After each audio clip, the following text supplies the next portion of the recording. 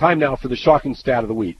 Now, I've been talking about unfunded pensions for the past 6 years, and I appreciate that many people may not give a damn, despite the fact that the failure of the pension system is going to be the biggest catalyst in the demise and confidence in government. It's literally going to change relationships with government. And we're getting a good example right now. No longer do we have to wait. Spain's pension system will no longer be able to meet its current obligations as soon as next year. Well, actually, it could be as soon as December of this year. You want an example, by the way, of irresponsible government? Consider this. In the aftermath of the credit crisis, before the European Union sort of stepped in and promised to back the Spanish bonds, well, no one wanted them. Of course they didn't. But the solution is, my goodness, the government sold the bonds to the Spanish pension plan, the equivalent of our Canada pension plan. That's who they sold them to. Well, they got lucky, thank goodness. The EU, sort of backed them. But that still hasn't rescued the Spanish pension fund, which still has 54% of its overall assets in Spanish bonds and other Spanish assets. That's like a double jeopardy. So not only will you get the Spanish economy or finances going to pot, it's going to bring the pension system with it. Now, how do you think those bonds and asset prices might do as early as next week if Catalonia actually declares independence? The uncertainty is certainly going to have an impact. Prices for those bonds are going to fall. But again, along with that fall, it puts even more pressure on the pension plan.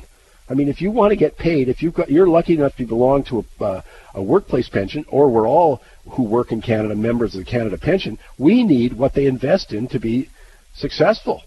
That's what guarantees it. Well, in this case, they're in for a real problem. And there's only 3 things that are going to happen, by the way.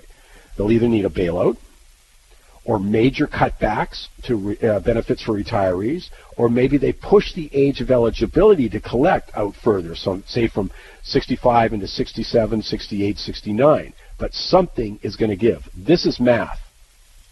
Listen to this, though. The Spanish Reserve Pension Fund has already seen its value drop from 67 billion euro to 25 billion at the end of 2016, and it's dropped another 10 just in the first 10 months of this year. But here's another one of those things to note under Pensions Change Government file. You heard about, of course, the vote in Catalonia, the independence movement. Well, a lot of it's got to do with the financial insolvency of the overall Spanish pension system. They don't want to be footing the bill for pensions for the rest of Spain. The independence group in Catalonia has already announced that one of its first acts will be to create a workable social security system. But there you go. A great example of how this will change government. And by the way, this is ungracious, I know, but to regular emailers who have taken issue from the moment I started talking about the demise of the European welfare state, as if I want that or don't want that, this is analysis. But at some point, they're going to have to wake up.